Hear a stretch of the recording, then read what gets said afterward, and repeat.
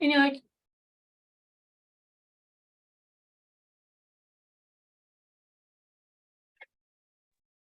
hello.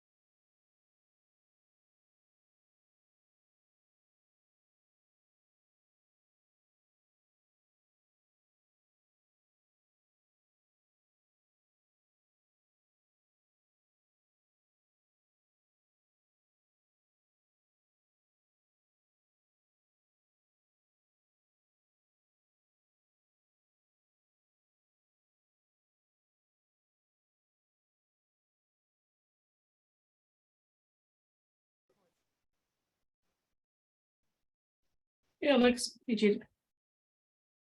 Hey.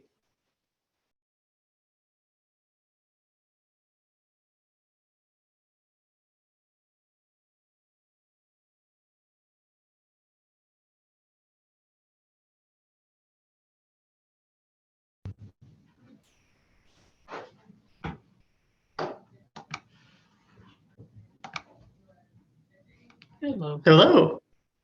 Hey, Mix. How's it going? Good. How are you?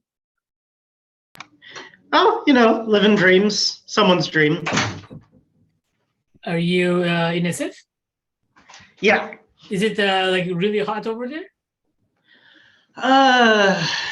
Yeah. Like it's always cold when I wake up, right? And I'm like, oh, it's jacket time. And then I'm like halfway out the door. I'm like, oh, it's hot. Okay. It's like a really hot day in Pacific, and usually it's like heat wave in SF. I'm guessing it's hot in over there, Rita? Says it's 78. I don't believe it. Is it good? Yeah, it's hot here, but I'm still wearing a lot. I don't know. Are you at home or are you in the office? This is home. Is home? Okay, so it's that particular white wall, not the other white wall. If you can tell the difference between all the white wall, yeah. You have a specific hex codes for the. Mhm. This meeting is. Sorry.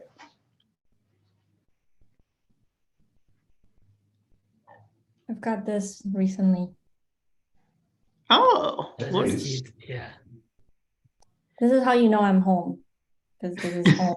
This is at home. Where'd you get it from? I can send you the link online. I just got it online. Good job. This is one of those what is it called? The figures. Yes. There's like a name for it. I forgot. Funko? Funko, Is it yeah. Funko Pop. Yeah. Yes. What Nelik said.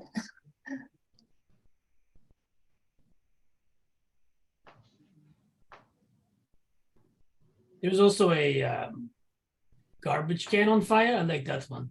I don't know if you guys seen that. Yep. I don't think that's a Funko Pop though.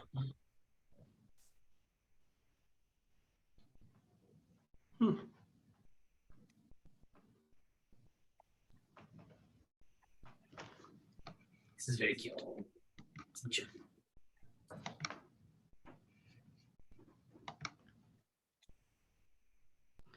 As for dumpster fire,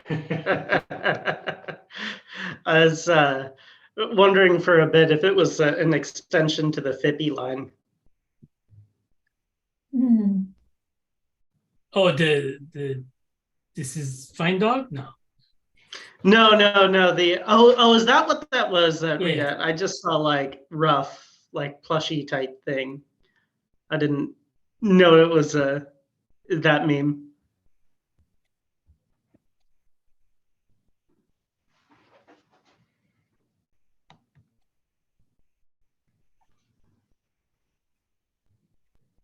Shall we? We shall. Let's do it. Think I have like just a small query, I guess. So I was just wondering like if we have any central place to store the proposal doc. I saw Rita's link, like we are indexing it in a GitHub in a repo, I guess. So, but I'm just curious, like those documents still live on probably individuals' personal Google Drive. So I was just curious whether that's the way we are doing it, or is there some central locations to store it so that I can move mine over there as well. That's the pretty much the queries. Yeah, just that markdown. I have a few things that probably should have been added in there myself. I should do. Should we like copy paste the existing ones into like markdown files? I mean, we just have markdown links, a markdown with a bunch of links to the docs. Yeah, I think concern is like what if somebody deletes it, or I don't know, somebody's Google accounts gets closed, that sort of stuff. Yeah, I mean, I suppose if we want to move to more of like a cap thing, sure. It's just so much easier to comment on the Google Docs than the PR stuff. I keep on losing context with the GitHub model for Markdown.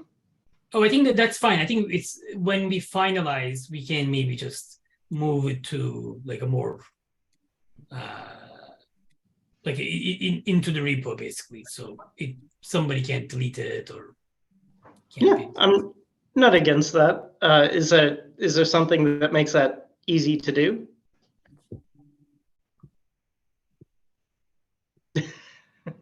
No. Another Like thing is just- like you lose the comments, I guess. Or we could kind of follow like Kubernetes cap process where you can open a pull request with like the actual doc would have like the proposal, and then people could just comment in the PR.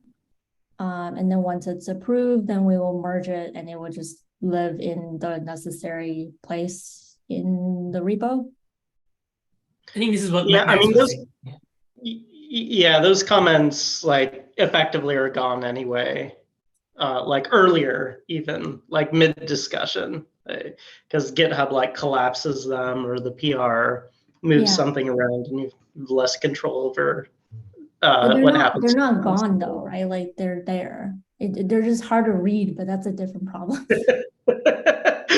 They technically exist, yes. Yeah. I mean, again, I'm just kind of trying to see if we could like borrow what, the cap process in Kubernetes. By the way, I'm not necessarily proposing a change here. It's just that I mean, I see Max's point here. The comments and all those are super helpful, like in Google Docs. Like you can literally get the context and actually see the history and all. But yeah, I just wanted to know like if we put final version somewhere or not. I mean, you may not have proposed it, but you brought up an issue that we would like to solve. Sure. Maybe at some point in the future. I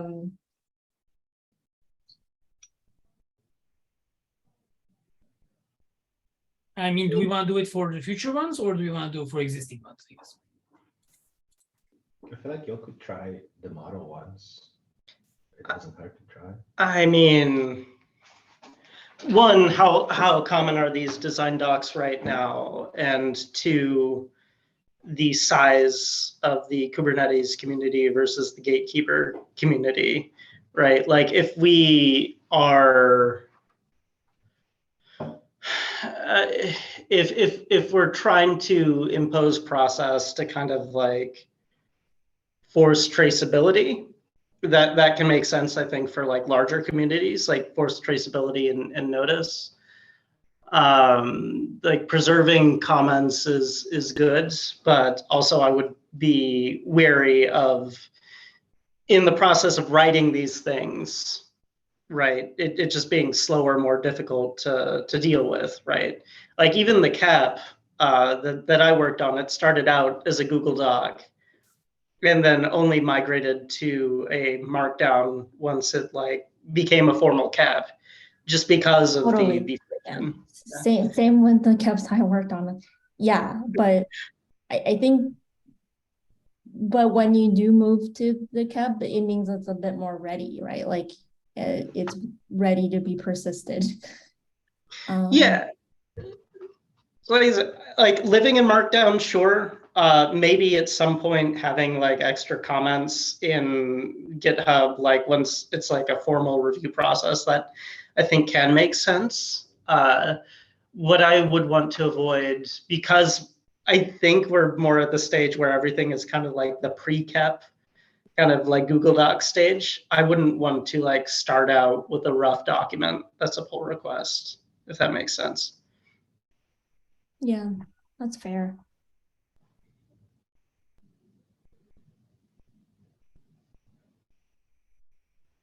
So where does that leave us?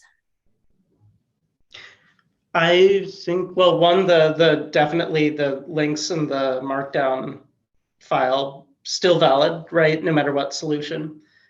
I think, you know, we can consider like trying to find ways to translate Google Docs into Markdown for preservation, right? And I don't think the loss of comments there is as much of a concern, because if, like, for instance, caps start out as Google Docs and move to Markdown, it's not like they're preserving their entire comment history either. They're just preserving the more official comment history, right? When the SIGs start giving feedback.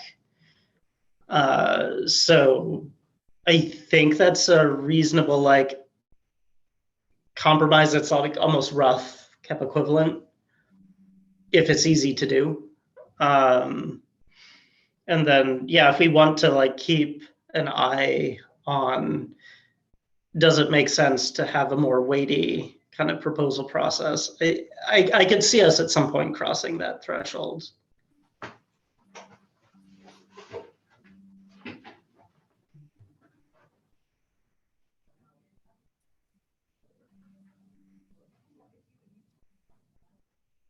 Strong disagree, or people don't care enough to really debate?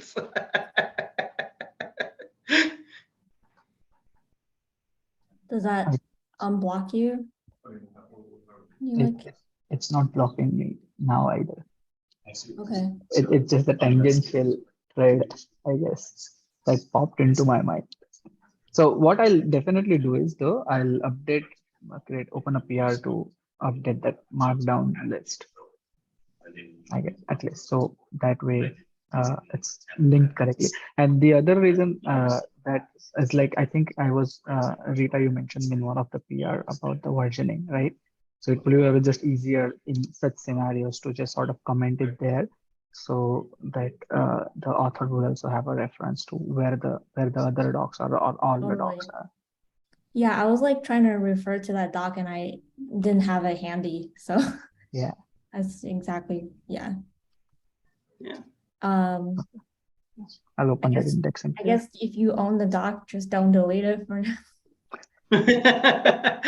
Well, like if someone wants to look at Google Doc to Markdown thing, I think Surtesh, like years ago, you found something that kind of did that, right? Trying to get up mute. I did a bunch of stuff. I used Pandoc or something before. I don't remember now. I don't know if Pandoc helps with that, but let me see. There's this. I've never used this one, but it seems like we could basically easily do this. Maybe, I don't know. I'm sure there are other solutions. Yeah, there might be some concerns about, depending on the level of access you give to some of these tools, like just data privacy.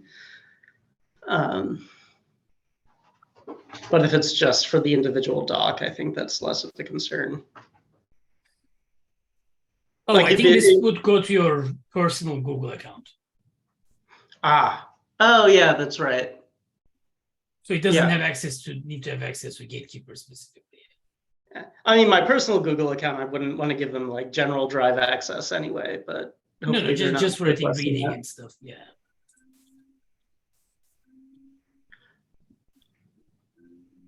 All right.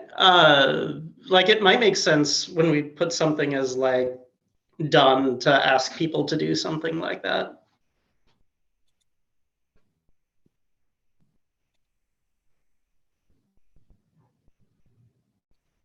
I can just have also a link to the original doc and docs forum. So if people are interested in the raw stuff, they can get that context for as long as it's available.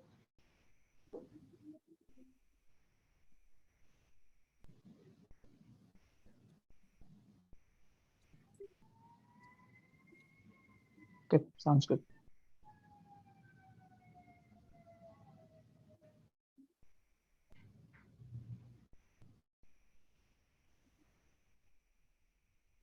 Right, shall we move on to the next one? So we're cutting 310 today, right?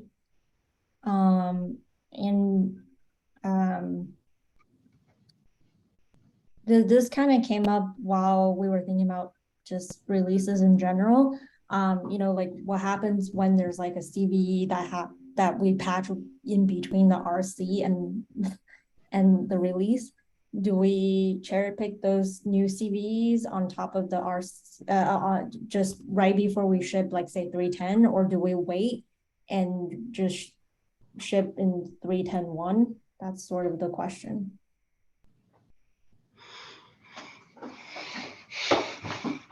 I suppose waiting adds benefit in the sense of if you assume there's some soaking and that soaking has value, having that preserved, that soaked release is good for stability. It does add more work though, right? Like I think from a user standpoint, the waiting is probably a pure win. I don't know if there's like that much harm in extra releases from their standpoint, but how much labor is it to cut a release? I think it's not so much that, it's more that like when we do patches, there's no RCs for patches, right? So Right. While I agree soaking in like main or master makes sense, but there's no soaking in the sense like we know for sure people are actually using it. I mean, that's also true for RCs, right? But the point of RCs is you give people an opportunity to try it. Yeah, and I don't think any of it is. So what I was saying is that, yeah, the patch wouldn't be soaked either way, right? Right. Like we're not going to patch and then delay another 2 weeks, because then you could hit a weird situation where you just never can release. Yeah. And so the question would be more, do you want a world where there is the soaked release that doesn't have the untested patch and then a patch, or just the one release that has that patched code and maybe there's issues with it? I don't think issues are particularly likely. So, and I don't think it's that much work to cut an extra release either. So this seems kind of like on the margins to me. Okay. So it sounds like we're leaning towards cutting a new patch release, right? Rather than making sure that the CV is part of a minor release. I guess it also depends on the severity of the CV. I mean, in general, right, you don't want to ship something that you know has like a high CV. Right. Well, I mean, it's not like we pull releases that have a high CVE. like historically, right? We roll forward because the converse would like break people. I think with regard to like major minor patch, I think the what you call it, the semver semantics dominate there, right? Like if to fix the CVE, it requires what should be a minor release or even a major release, then it's a major release or minor, respectively.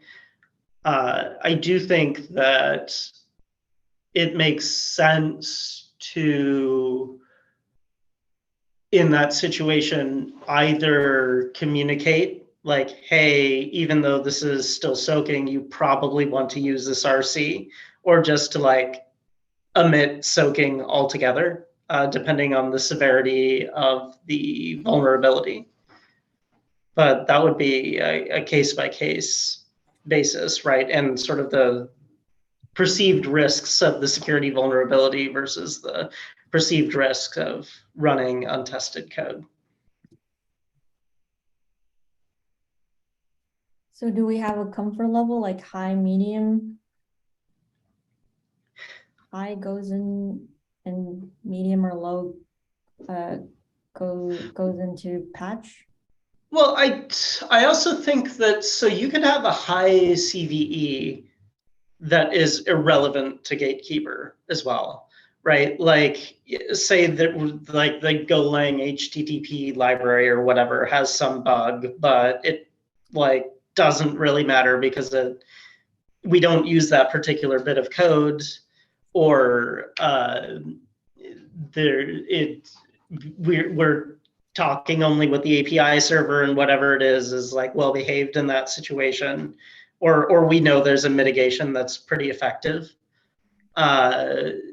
Things like that would render even a high CVE that technically attaches to us as either like not important at all in the case where we don't even use that logic path, or maybe not worth cutting a special release for if there is a known easy mitigation, right? That you just like alter the manifest slightly or something like that and you're fine.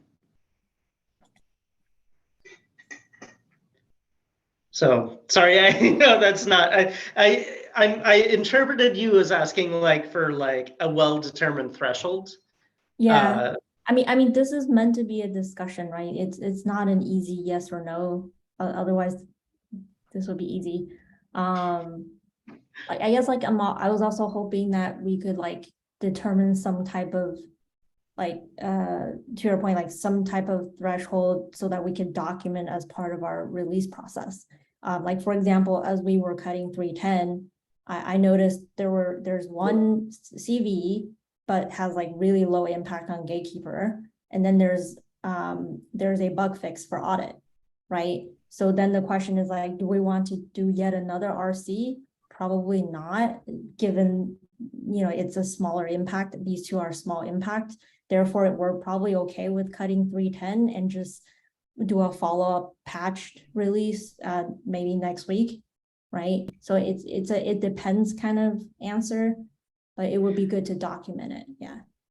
Yeah, I'm forgetting the CVE thing. The bug fix, I think you're talking about the thing Davis fixed around the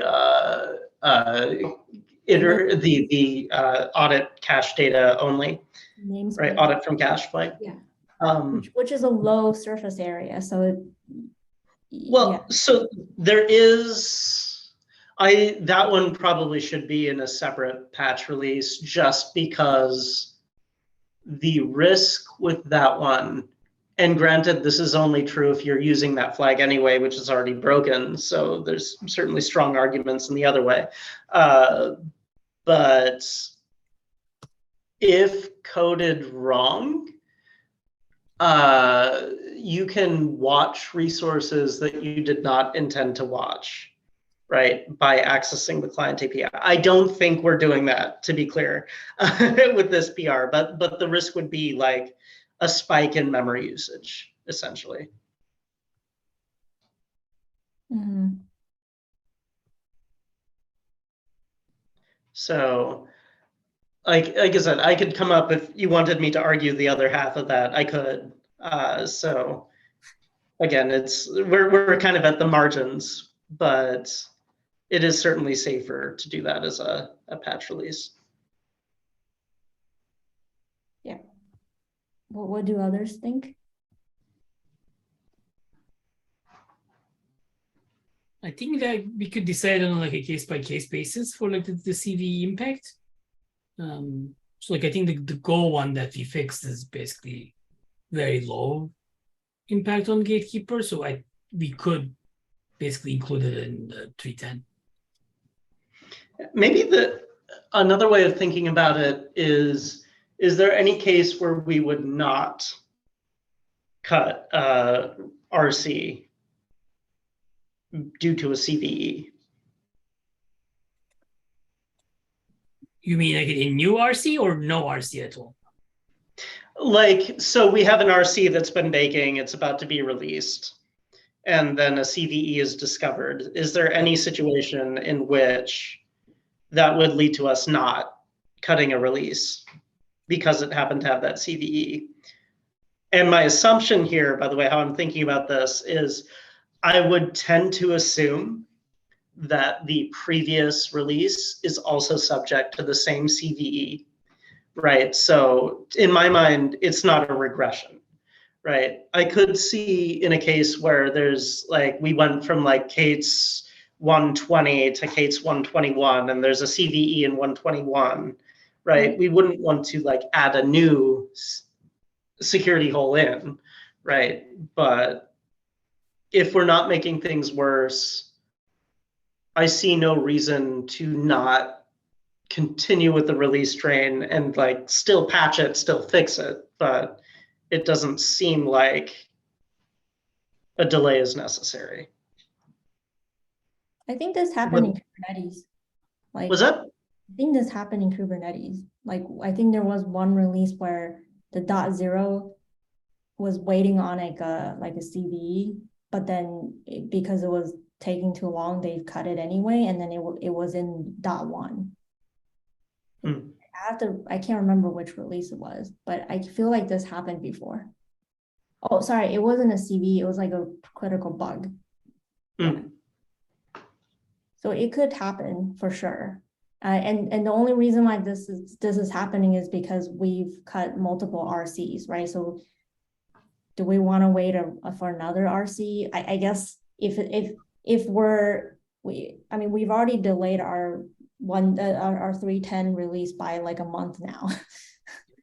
So yeah, and my question to you, for salience sake, is does this CVE not exist in our currently released binary? It does, but I think it was patched in 392, right? I could be wrong. I don't think we cherry picked. I don't think we cherry picked. Oh, not yet. Okay. Yeah. Then it's in 392. Yeah. Yeah, I mean, is there any concern on just adding to 310? Like we could say, hey, if there's like a low risk, then we could just add it. I mean, this could be part of the release notes. I mean, sorry, the release management doc. Yeah, in the case where there's like a CVE and there's a known patch, right? This original Rita's supposition of like, do we like do a dot release or do we just put it in the .0 release?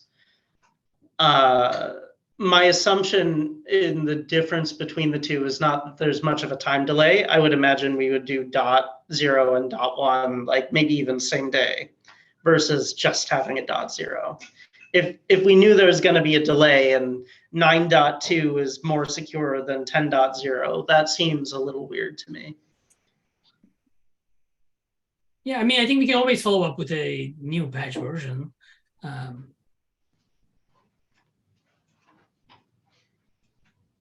I think it might cause people like sort of fatigue. Just if say we release 0 and then in a week we release .1. Do they need to update? If we do it too often, it might be like too much.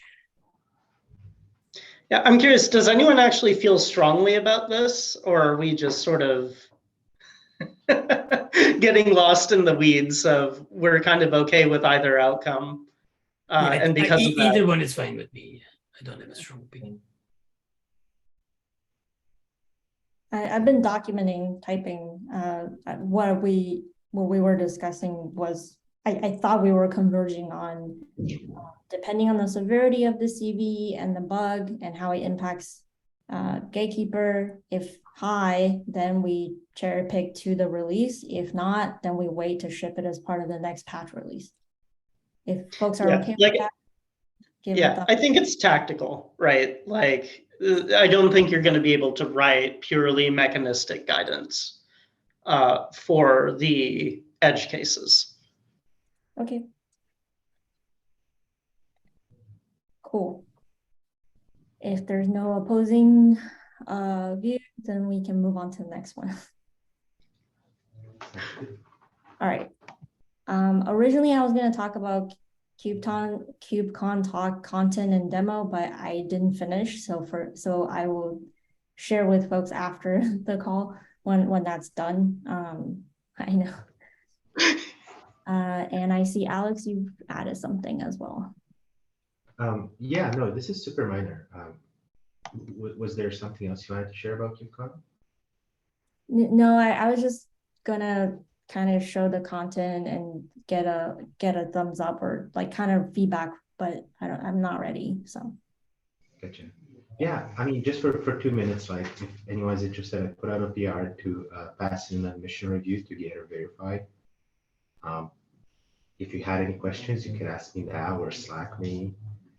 I think that's how you can reach me best. Yeah, or just email me.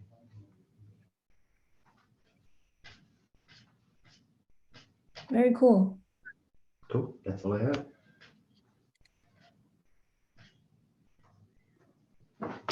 Awesome. Do we have more topics that people want to talk about? More plushies, perhaps?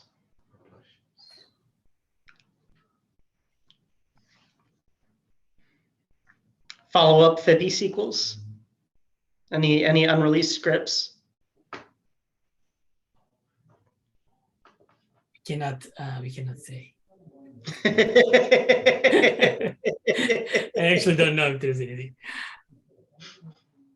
I have like some embarrassing learning questions. Like, I heard you guys discuss 3.9, 3.10. Like, what's our support window? Like, Gatekeeper owns this. What are all the versions that we officially support? If only we had a doc for this. We do have a doc for this. Maybe I should know where that doc is. I should find it. Yeah, let me send it here. And we went through a lot of rounds of discussions to get to that point. But the TLDR is, I guess, like N and N-1 is the support policy. That makes sense. Modulo OPA. Hey, we don't bring that in here. Did we get any response after the last time? I did talk to Peter about it. I think he said he will talk to people, but I think everybody's busy with KubeCon right now. I'm hoping I can meet up with folks there, but I think a lot of the core maintainers aren't going to KubeCon this round. Also, I just noticed something, and y'all probably already know this, but like I was looking at the governance model for OPA. Sorry, give me 1 second.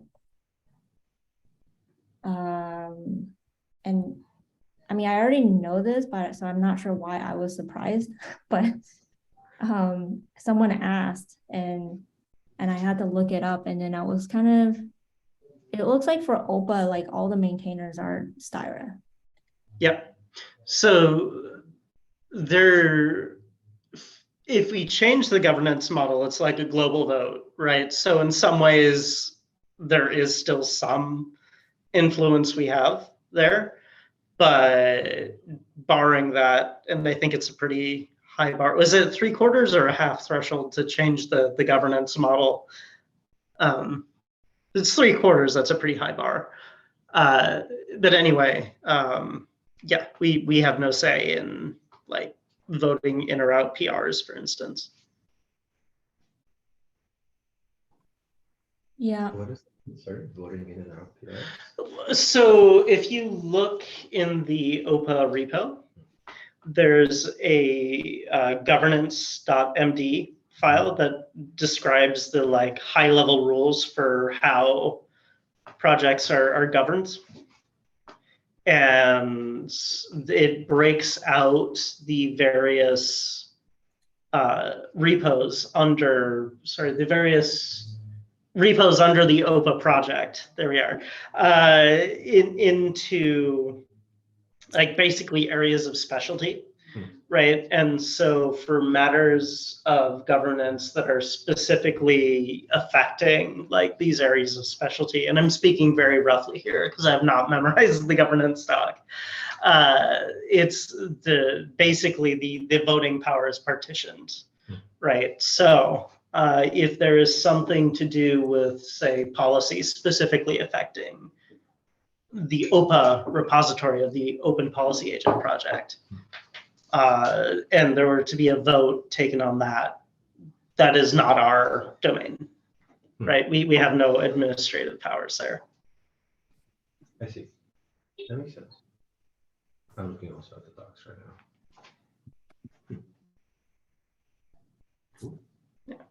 But as I said, like there's also talks about in that the governance thing says, you know, changes in governance, right? And there it is a global vote. So there is some indirect, I don't know what the right word is, voting accountability there. I guess yeah, that impacts like the governance model of OPA, if you think about it. Yeah, it's a one company show in my view, like the OPA repo. But isn't that a requirement when they graduate? It was brought up in the graduation thread, if I remember. I don't know. Maybe it wasn't. I don't know. It was definitely weird to me then, and I forget like how it resolved itself, or if it was even a salient discussion. Maybe they were only concerned with the governance.md, like control over that versus specific repositories. Funny. Devil's in the details, I guess. What's that? Devil's in the details. Oh yeah. I mean, what can I say? It was pretty clear to me when that was being written that they wanted to not dilute their control over OPA, the language. Yeah.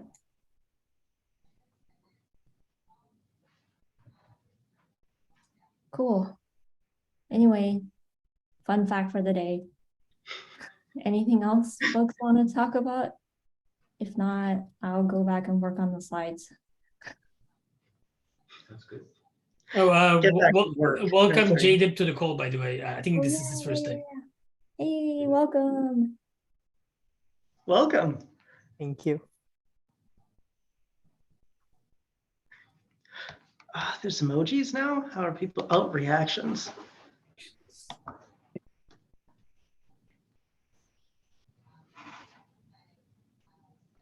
Cool. Well, it's great seeing y'all. Oh, Thank and no meeting next week, I guess, right? Yeah. Right. It just happens to be the 9 a.m. one. Darn, those were my favorite. How convenient. Okay. Cool. All right. Thank you. Bye bye. Yeah. Bye. Right.